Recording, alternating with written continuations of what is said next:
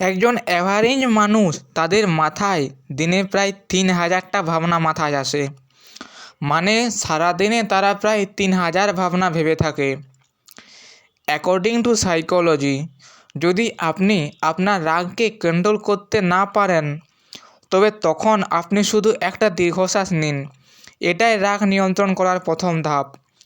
পরের বার যদি আপনাকে কেউ রাগা করায়, তখন আপনি রেগে না গিয়ে শুধু দীর্ঘশ্বাস নিতে থাকুন। এইভাবে রাগ নিয়ন্ত্রণ করা যায়।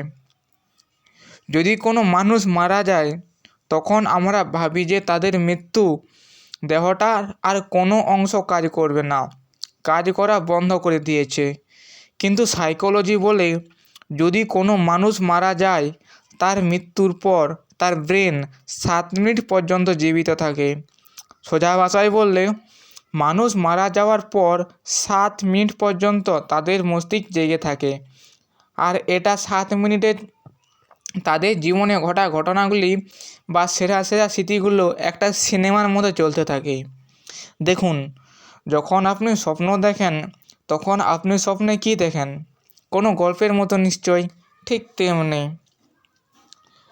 যদি আপনি কোনো কাজ করতে করতে অনেক ক্লান্ত হয়ে পড়েন, আর যদি আপনি কোনো স্টুডেন্ট হয়ে থাকেন, তাহলে আপনি একটা পাওয়ার ন্যাপ বা একটু ঘুমিয়ে যেতে পারেন। তারপর ঘুম থেকে উঠে আবার আপনার কাজে শুরু করে দিন। অনেক ভালো ফল পাবেন। এবার যারা পড়াশোনা করে তাদের জন্য এটা খুবই উপকারী, কারণ পাওয়ার ন্যাপ দেওয়ার পর আপনার ব্রেন অনেক রিফ্রেশ হয়ে যায়। আর তখন যদি আপনি পড়াশোনা করেন, তখন অনেক ভালো হবে। সাইকোলজি বলে, যারা একটু বেশি ইন্টেলিজেন্স বা ক্রিয়েটিভ হয়ে থাকে, তারা রাতে দেরিতে ঘুমায়।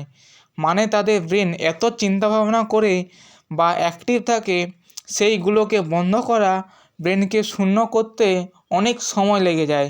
তাই তাদের দেরিতে ঘুম হয়। এবং যারা জিনিয়াস হয়, অধিকাংশ ক্ষেত্রে তাদের স্পেশাল কাজগুলো রাতে করি, কারণ রাতে পরিবেশ অনেক শান্ত থাকে। আর সাইকোলজি বলে, আমাদের ব্রেন রাতে অনেক বেশি ক্রিয়েটিভ হয়ে থাকে। তাই আপনার যখন কোনো স্পেশাল কাজ থাকবে, অবশ্যই রাতে করার চেষ্টা করবেন। আর যারা জিনিয়াস হয়, তাদের ক্রিয়েটিভ কাজগুলো রাতেই করতে হয়।